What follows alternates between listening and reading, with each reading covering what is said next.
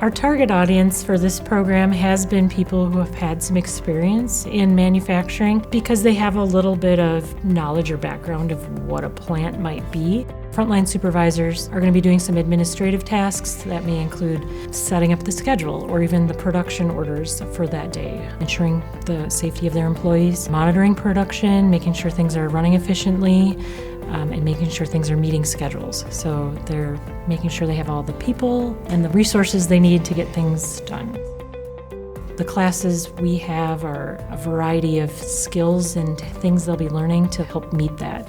Quality management, project management, some lean manufacturing topics, learning some inventor software, because if they're in the metal industry, they might be needing to know how to read the prints or where something might be wrong and instruct somebody to fix it. We have, like, say, the industrial safety class. We have been reviewing OSHA 10 certification and then moving on and doing some safety audits and recommendations for the various labs that are here on campus, like the welding lab and the machining lab and such. So we have online classes where they'll see videos, video lectures, have some reading and homework assignments, maybe group work with other students that are in the class. And then we have the in-person classes where they're doing similar things face-to-face. Technology is always evolving. You're trying to do more with what you have.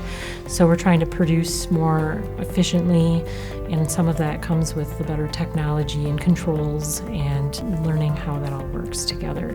Today, you might start in operations and be put in a supervisory role within a couple of years. So how do you gain that skills and knowledge quicker? So being trained in the supervisory skills in school is helpful in that respect.